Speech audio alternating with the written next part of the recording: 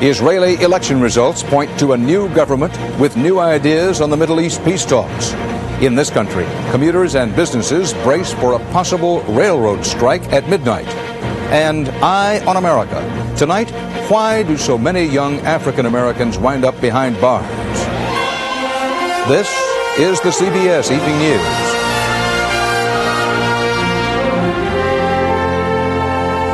Good evening, Dan Rather reporting. It appears a major change is coming in the government of Israel that could have far-reaching consequences for the Middle East and world peace. Exit polls from today's Israeli elections show a big victory for the Labor Party, led by former Prime Minister Yitzhak Rabin. Rabin has promised to break the logjam in peace talks with Arabs. Correspondent Bob Simon in Tel Aviv has our report. Labor Party headquarters exploded in joy. The voting booths had just closed. Exit polls gave Labor a victory of astonishing proportions. Yitzhak Rabin seemed on his way to becoming Israel's next prime minister. It's a real revolution in the political life of Israel. There was no joy in Likud Party headquarters, where it appeared that the once mighty Itzhak Shamir had struck out. After a 15-year rule, Likud leaders were tasting the bitter dregs of defeat.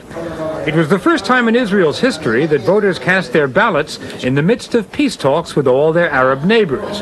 Shamir took credit for going to Madrid and campaigned that under his leadership, the gates of the former Soviet Union opened, allowing nearly 400,000 Russian Jews to emigrate to Israel.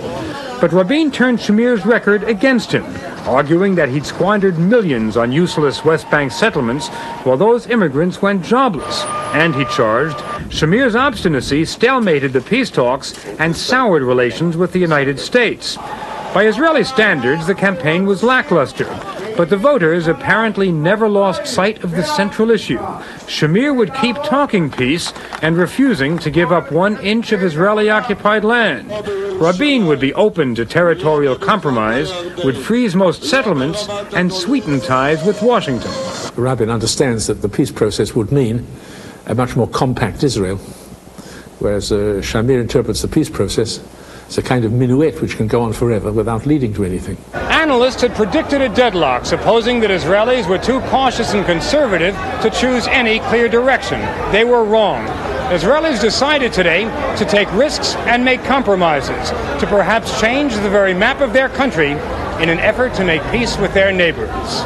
Bob Simon, CBS News, Tel Aviv. Here at home, rail workers across the country are set to go on strike at midnight. That would leave hundreds of thousands of people scrambling for other ways to get where they're going, and it could lead to thousands of layoffs in related industries all across the country. Jim Stewart is working on the railroad story. This is a special announcement due to an anticipated Amtrak nationwide strike. Just the thought of a strike sent nervous jitters through the nation's railways today. No trains tomorrow. Oh my God. Causing cancellations, delays, and already leaving some passengers, including this troop of Boy Scouts in Chicago, stranded between destinations. Contract negotiations seem hopelessly stalled. I called Amtrak and they said there probably won't be any trains after midnight. Worried that a prolonged strike would cripple a sputtering economic recovery, President Bush could only urge Congress to act. Now, should a strike occur, Congress has an obligation to move fast to protect the American people. Congress did order strikers back on the job just hours after they walked out last year, but this time around, many on Capitol Hill seem less inclined to meddle in contract negotiations that have now left some rail workers without a raise in 4 years. Our only defense against that kind of arrogance and that kind of brutality is the right to strike. Fully 1/3 of the country's freight moves by rail. The consequences of a strike would be especially severe on the nation's auto industry. Any type of interruption in material arriving to the plant is going to cause some problems down the road, as far as maybe being laid off for a period of time. But it's everyday commuters, lulled by the growing ease and speed of rail travel, who will be inconvenienced first. An estimated 600,000 people would be affected, including these Baltimore to Washington passengers, for whom a strike would turn a leisurely 50-minute commute into a 2-hour battle on the freeway. It's going to make a whole lot of people very stressed out. The person that always loses out is people like us who take the train. The Scouts in Chicago got lucky. Amtrak bought them plane tickets to complete their journey, but thousands of others won't be so fortunate and are likely to find themselves tomorrow without a way to work. Jim Stewart, CBS News, Washington. Thousands of air travelers could be getting a break if you flew Delta, American, United, or U.S. Air between January 1st, 1988 and last month. You may have a rebate coming. The 4 airlines have agreed to settle charges of price fixing by paying out more than $400 million in cash and ticket vouchers.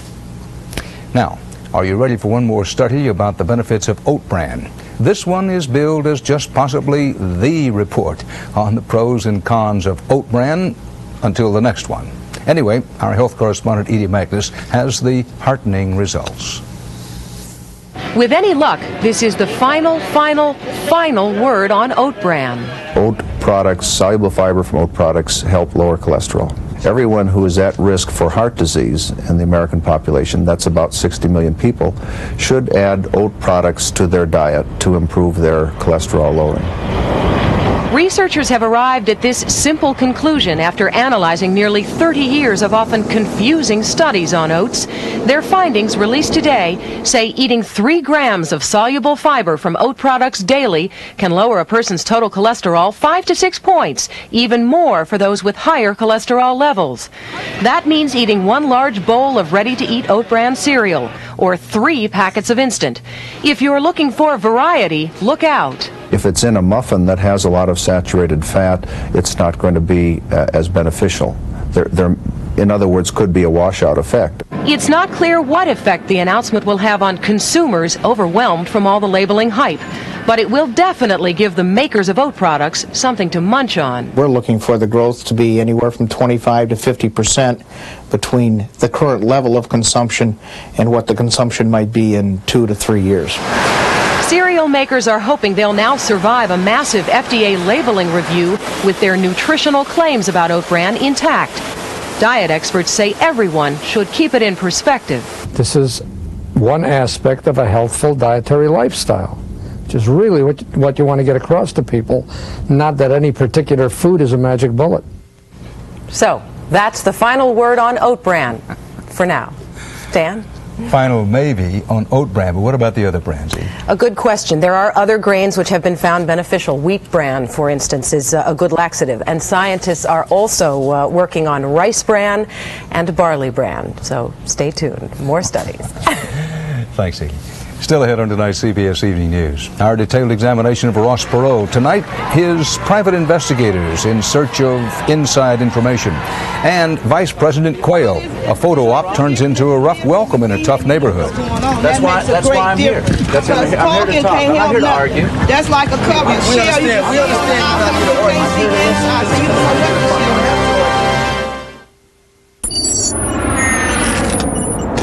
Who has the advanced training and equipment to take care of the advanced technology on your GM vehicle?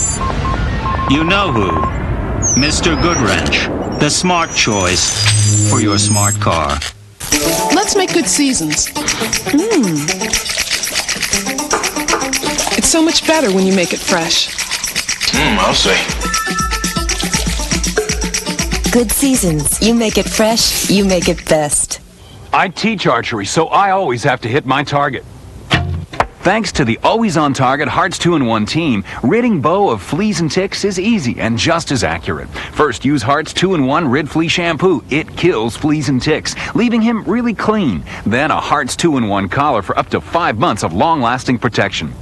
The Hearts team, 2-in-1 Rid Flea Shampoo and the 2-in-1 collar. Targets and kills your pet's fleas and ticks. They really work. Hearts, everything good for your pet. Vice President Quayle made a carefully planned campaign stop today for a photo opportunity at a South Central Los Angeles housing project. He got the picture he wanted, but he also got more. Quayle found himself the target of straight talk from at least 2 residents. This is the first day I've ever seen you physically, but I know your type and I know your kind. You're not finna do nothing for our black community but bring it down. That's all you're finna do. And you send policemen around here on a daily basis to patrol the neighborhood, and they've been innocently taking people to jail. for no reason, beating up people, shooting at people, killing people, and then you're gonna come over here with a publicity stunt and try to uplift whatever you may call it, so you can be president. You know, I'm sorry you feel that way. I feel like this every day about all your people and about all your kind. It's like that. I don't feel that way towards you. Well, I feel that way towards you. Okay, I don't. And you have a nice day. I have an open heart. I have an open mind. In South Central Los Angeles. In Washington, in another election year issue, President Bush today vetoed a bill that would have allowed the spending of federal funds for medical research on fetal tissue. The House is expected to attempt an override vote sometime later this week. Serbian gunners kept up their bombardment of Sarajevo today. Bosnian radio said that 38 people were killed and more than 200 wounded just during the last 24 hours of the vicious civil war in the former Yugoslav Republic. In Washington, Secretary of State Baker said today that he will recommend further diplomatic sanctions against the Serbian-dominated government of Yugoslavia unless it withdraws its armed forces from Bosnia. Quite clear. Now, from around the world, more CBS News. In South Africa, Nelson Mandela said his African National Congress is suspending all talks with the white minority government. The ANC is demanding an international inquiry into the massacre of residents in a black township late last week. In Libya, a spokesman for Muammar Gaddafi's puppet parliament says Libya is now willing to surrender 2 terror suspects to a, quote, just and fair court in another country. No response yet from the United States or Britain, where the 2 are wanted for the bombing of Pan Am Flight 103. In New York, a violent demonstration broke out after mobster John Gotti was sentenced to life in prison. Hundreds of Gotti supporters smashed car windows and fought with police. And in New Orleans, track star Butch Reynolds, fighting a suspension for alleged steroid use, won his Olympic qualifying heat. Earlier in the day, world track officials ruled that runners competing against Reynolds would not be barred from the Olympics. Stay with us now for more news, including French defiance in the face of a United States of Europe.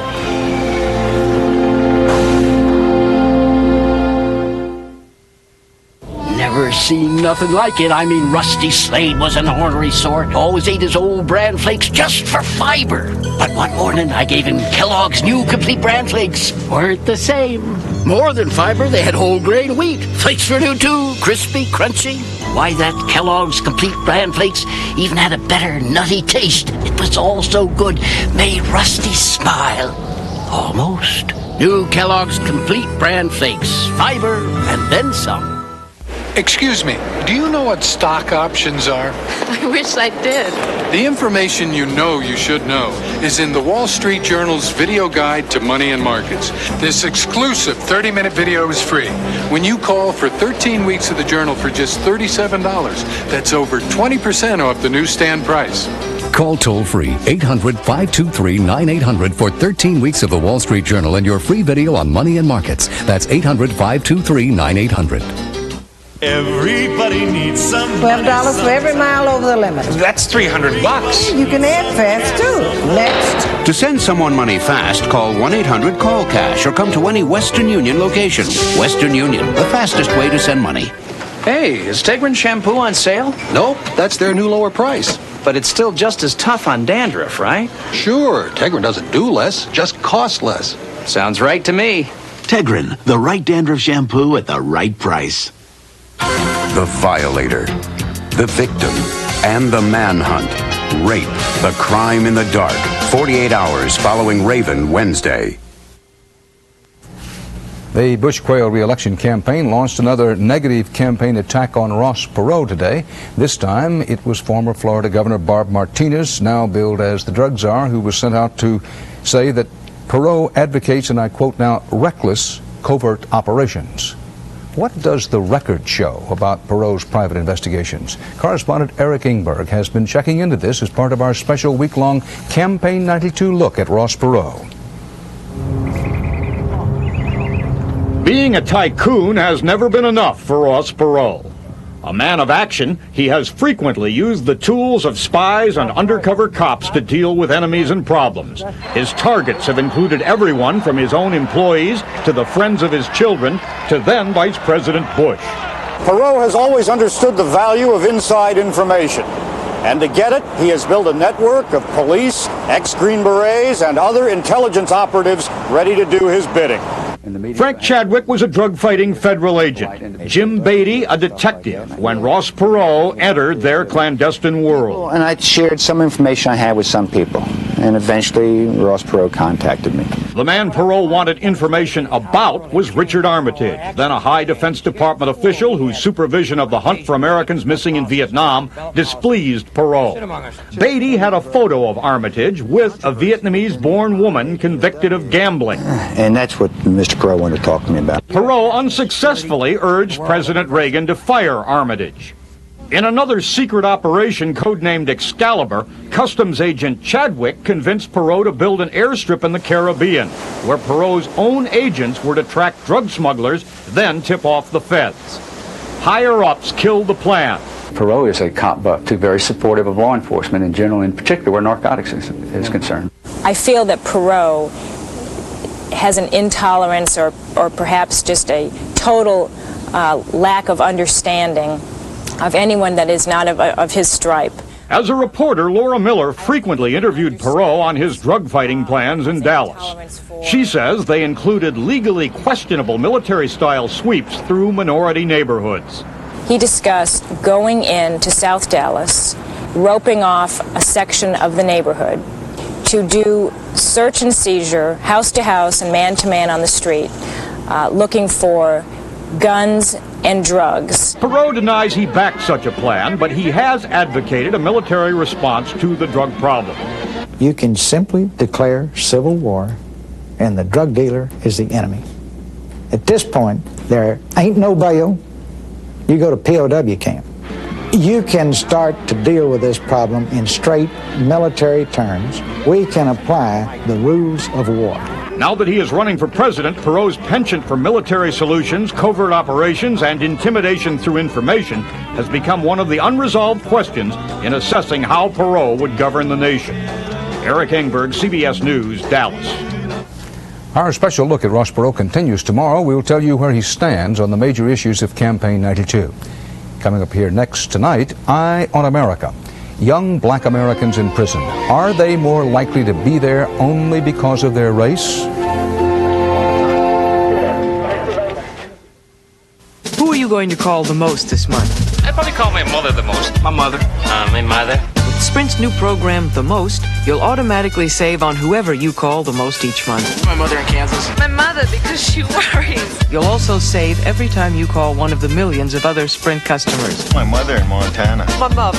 I call my mother in Brooklyn, New York. Does anyone around here ever call their father?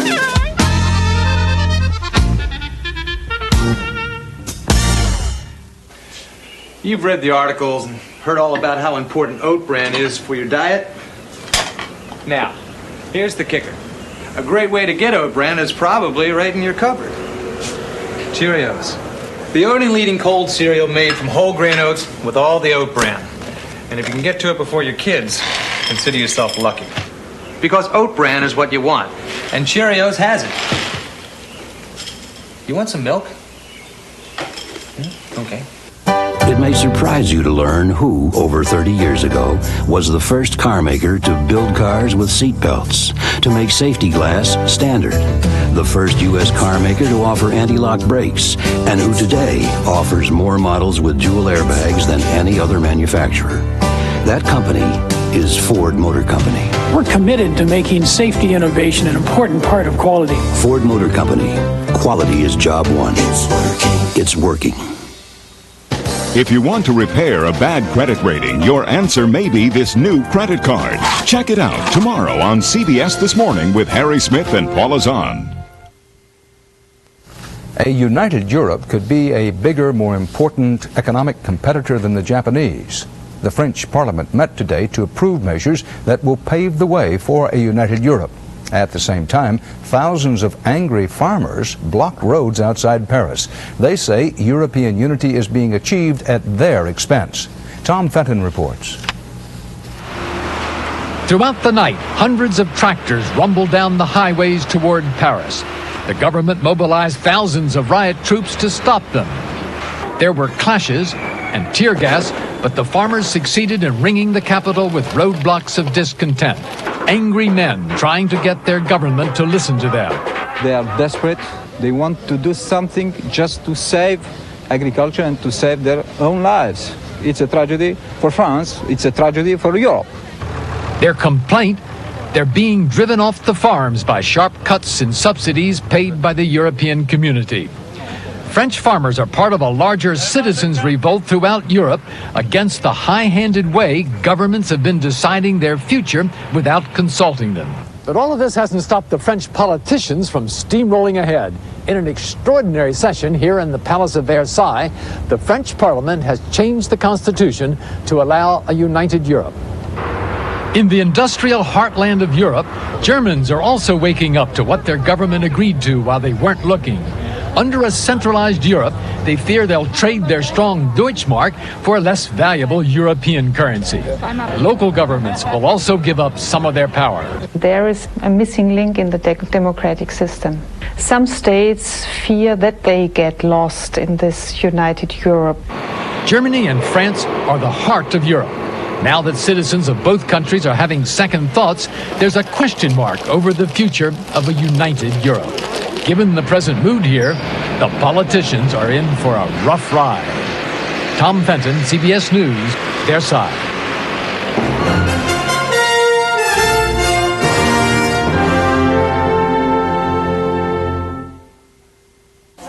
If I started serving these, my guys would just find another truck stop.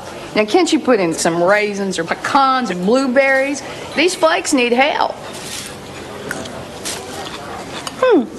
These aren't bad at all. They're simple, but the bottom line taste is pretty good. Scratch out what I said before. These are good. Kellogg's Corn Flakes. Kellogg's Corn Flakes? I knew it. I really had to go in there, didn't I? Taste them again for the first time. Of all denture adhesives, only one holds the strongest, and it's just taken a turn for the better. Fix-It-Int's new Easy Twist Cap. It's bigger, it's a snap to open, and it's one more reason to Fix-It-Int and forget it. Maybe it won't save the planet or make the whole world a better place. Don't suppose you'd want to help me paint, would you? Sure, Grandpa.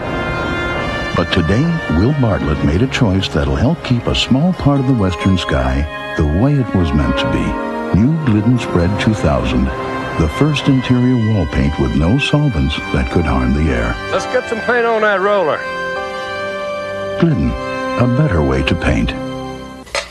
It's nothing serious. It only wakes me up a couple of times a week. It really doesn't affect me. I avoid foods that are fried or spicy. I can deal with it. I just take antacids. If you have frequent heartburn symptoms like acid indigestion or burning in the chest, talk to your doctor. These may be signs of a serious medical problem. Your doctor has treatment plans that can help. It's only a heartburn. I should learn to live with it. Right? Frequent heartburn. Isn't it time you talk to your doctor? I was worried that I needed surgery for my hemorrhoids. But my doctor said they weren't serious, and it's time I used Preparation H. Preparation H cream helps shrink swelling of inflamed hemorrhoidal tissues and often relieves pain, itching, and burning for hours. Doctor recommended Preparation H. Education. It's supposed to be the key to breaking the cycle of poverty and crime in America's inner cities. But today it seems more and more city kids are getting their education in jail. Meredith Vieira looks at what they learn in tonight's Eye on America. Mr. Adams? Yes. Good morning. How far did you go in school, sir? I graduated. Gerald Evans broke into 2 cars looking for matches, he says, to light a cigarette. You've agreed to plead guilty to 2 of those charges. This isn't the first time Evans has been before a judge. He has 5 prior arrests, all for petty crimes. I try hard to stay out of trouble, but it's just like it follows you. I got one here that's shot in the leg. Trouble seems to stalk young black men in America. One recent study found that 42% of black males in Washington, D.C., between the ages of 18 and 35, are involved in the criminal justice system on any given day. More black men go to prison than to college. It does not indicate more crime proneness on the part of the black community. What it indicates is that we've used a law enforcement model to deal with a wide range of social problems. If you can't deal with it, arrest it. If it gives you any problem, take it to jail. Law and order has come to mean lock 'em up. More arrests, more mandatory sentences, more overcrowded prisons. But critics of the nation's Get Tough policies say we're targeting color as much as we are criminals, that blacks are more likely to be arrested and imprisoned than whites for committing the same crimes. If it was a white person to come through and they did the same crime, they get let off, and we still there. If this happens in most inner cities, this is going to result in referral to the juvenile courts. If it happens in a wealthy suburb, this will oftentimes result in a phone call to the parents. They will come to the school. There'll be some way of trying to reconcile that problem. These kids have all seen the inside of a juvenile detention center. I was arrested for robbery in the first degree. What they haven't seen are many white kids in the same predicament. Whites can buy their way out with good lawyers, they say, while blacks are often forced to plead guilty, even when they might be innocent. I pled guilty, but I did not want to plead guilty because I did not do the crime. The judge said I only got one choice: either I plead guilty or I go back to Spofford. We bring them into the prison system. We make them more hostile, more violent, less employable. Harvest is 14 years old, and already he's been in trouble for stealing cars and selling drugs. It seems exciting because you ain't at one. When you got people chasing at you all the time, it ain't fun until you get caught. In most states, kids like Harvest are put in detention centers. 100,000 juveniles are confined in places that are often overcrowded and abusive. We have a significant proportion of people in those prisons who are not violent, who are not dangerous, and who are costing us a lot of money that could be better spent on programs designed to address the underlying causes. We need to talk about his discipline problem that he has with you and with his class. Richard Jones is a Maryland caseworker who's been assigned to keep track of Harvest and make sure he stays out of jail and in school. Explain to him. He's going to listen to you. Tracking kids is an alternative to locking them up, and it's showing better results in terms of fewer reoffenses. The caseworkers act as advocates in the schools, the courts, and the streets. They work with the families or sometimes become them. These kids that are young black kids, they have no male image to look up to. They have no one to tell them no. They know right from wrong, but if you don't have anyone to tell you no, you're going to do it. And doing time won't stop you. In the past decade, the number of people in prison has doubled, but that hasn't made much of a dent in the crime rate. These are not the failures of our justice system, says one critic of it. They're the graduates. They understand what society thinks of them, and they're giving it back in kind. In Newark, New Jersey, Meredith Vieira for Eye on America. And that's part of our world tonight. Dan Rather for the CBS Evening News. See you tomorrow. Good night.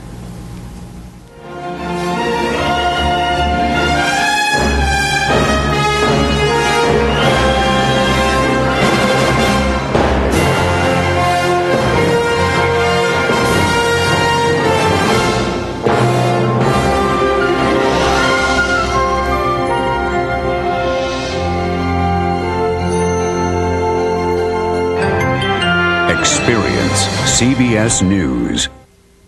Like a Texas tornado, he's barely touched down long enough to talk about the issues. Now he says it's time.